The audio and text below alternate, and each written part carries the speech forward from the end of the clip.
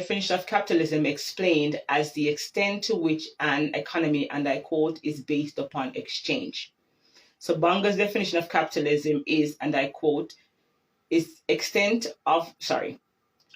Bunger's definition of capitalism is explained as the extent to which an economy, and I quote, is based upon exchange, with the sole purpose of making a profit. We highlighted the capitalist deprived and created impoverished persons along the way, which not only impact themselves, but those around them. So the capitalist system create and destroy, according to Bunger's definition, is based upon exchange. It's a barter system. Right? Poverty and inequality are connected to a sociology. That's not what I meant to say. Poverty and inequality are connected to a socially disorganized neighborhood and can be traced back to the capitalist economic system. Henceforth, the inequalities within the education system itself, we are not even going to mention the color difference regarding education, will arise and contribute to the formation of a criminogenic subculture. This occurrence will be and is due to lack of and insufficient education, thereby hindering the individual's potential opportunity.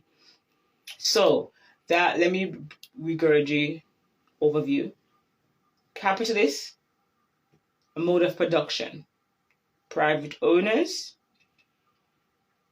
which we mentioned are the capitalists, and the non-owners, who are the workers, are exploited and can be exploited. Capitalists are the proprietors, while the laborers, non-capitalists, are exploited for financial gain. Now, your motivation in life is based on your conditions of life. So your belief system, your ideas, your values is influenced by the structural conditions of your life. What is going on right now? Where are you right now? If you have a bicycle, your belief system and your motivation is to get a banger car. If you have a banger car, your motivation is to get another car. If you're taking a bus, your motivation is to get a bicycle. If you can't walk, God forbid, your motivation is to walk. So everybody's condition in life is based on their beliefs, ideas, values, and motivation, and that can be used against the non-capitalists, the laborers. Now, we were once a agrarian community and economy, which means that we were a self-employed producer of their goods. And then we will sell that. Now, it still happens. However, the proletarians are generating profits for the elite, while the elites are making profit off their labor.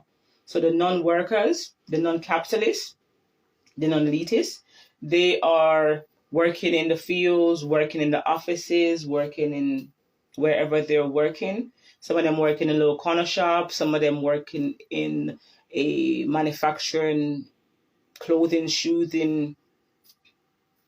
device, headphones, mouse, phone systems. Some of them working in child labor since they were a child growing up into it.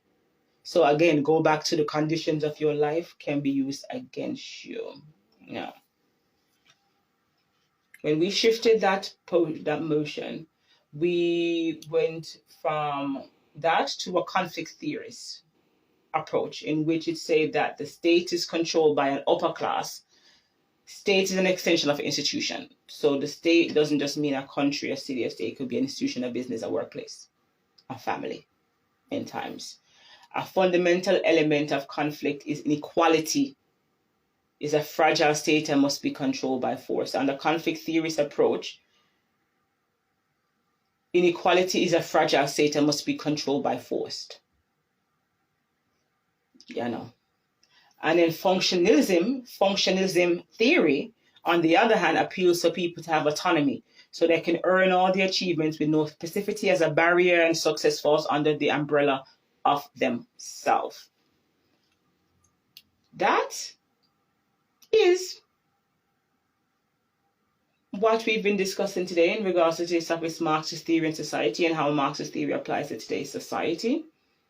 As many of us are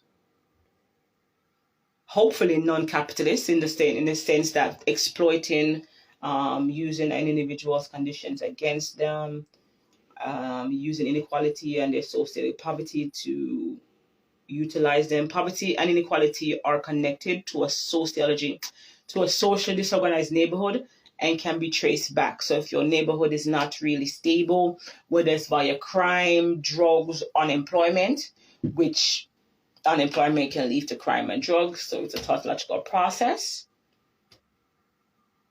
Many of this can be contributed by the etiologies of education or lack thereof. Now, I am of the notion and of the firm belief that education is a hindrance and it is a benefit. And you're like, wait, what?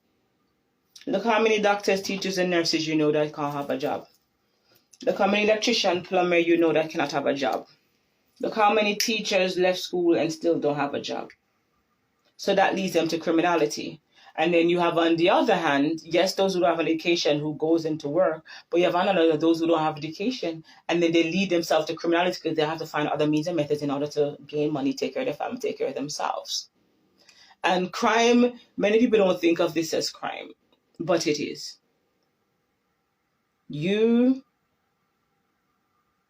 It's petty. You go into Miss Jones' house and picking that mango, apple, star apple, June plum, pear, avocado off her tree, or go Mr. John's planting banana tree, or go dig up the yam, the cassava, or go dig up the tomato or the sweet peppers from the allotment, that's pretty larceny. That's farm theft. Now, yes, you're hungry, and it's a valid reason, because the mens rea and the actus rea can be found and identified. But your environment forced you to do that, and by default, that is a crime. So that's how lack of education can lead you to that, because you know it's wrong, but you have no other ways of means in doing it because you cannot read. Not to say, again, that just because you can't read, but you guys are understanding what I'm saying. All right. Now, that is from the book Dyad with a Social Scientist. The topic of this was Marxist Theory and Society, the compressed version.